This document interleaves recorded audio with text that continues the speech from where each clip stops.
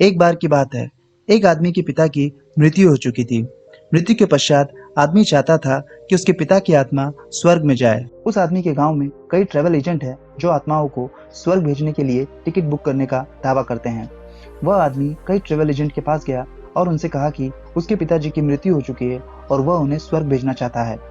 हर एक travel agent booking करने के लिए तैयार था, लेकिन कोई भी ट्रैवल एजेंट कंफर्म टिकट देने के लिए तैयार नहीं था। लेकिन वह अपने पिता के लिए एक कंफर्म टिकट चाहता था। तब उसे किसी ने बताया कि उस दिन गौतम बुद्ध उनके शहर में आए हुए हैं और गौतम बुद्ध स्वयं तुम्हारे पिता की सिफारिश करते हैं, तो तुम्हारे पिताजी को किसी गेट पर रोका नहीं जाएगा और वह सीधे स्वर्ग में चले जाएंगे। इसलिए वो गौतम बुद्ध की तलाश में निकल पड़ा। गौतम बुद्ध गांव के बाहर एक विशाल सरोवर के सामने एक वृक्ष के नीचे बैठे थे। आदमी वहां गया और गौतम बुद्ध के सामने जमीन पर लेट गया और उनके पैरों को पकड़कर कहने लगा, मेरे पिताजी एक अच्छे आदमी थे और उनका निधन हो गया है। मैं चाहता हूं कि आप सुनिश्चित करें कि मेरे पिताजी की आत्मा स्वर्ग में जाए। उन्हें सिर्फ और सिर्फ ऊपर जाना चाहिए और नीचे नहीं। इसके पहले कि गौतम बुद्ध कुछ कहते, आदमी कहने लगा, आप मना नहीं कर सकते।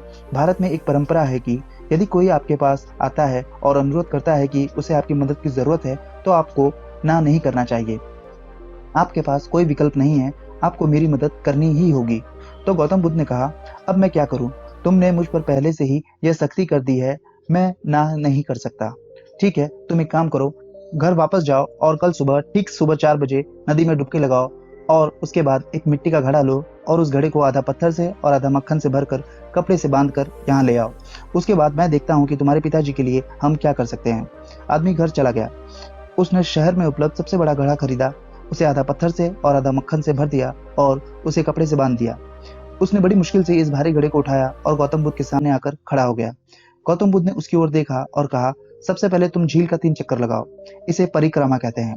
आदमी ने उस भरे घड़े को लेकर झील की परिक्रमा की और बुद्ध के सामने आकर खड़ा हो गया। बुद्ध ने उसकी स्थिति और उसके दृढ़ संकल्प को देखा। फिर बुद्ध ने आदमी से कहा, अब तुम पानी में चलते चले जाओ जब तक कि पानी तुम्हारे सीने तक ना आ जाए। वह पानी में चला गया और सीने तक पानी आने के बाद वह वहीं खड़ा हो गया।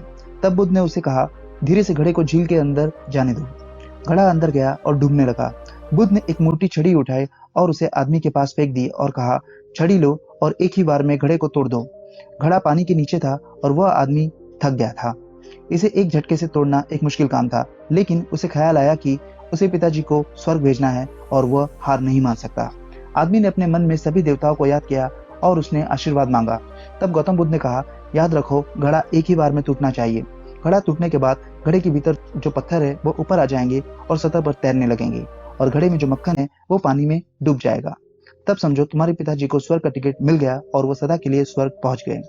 आदमी ने एक ही झटके में घड़े को तोड़ दिया। घड़े के टूटने के बाद उसमें का मक्खन ऊपर आ गया और पत्थर नीचे डूब गए।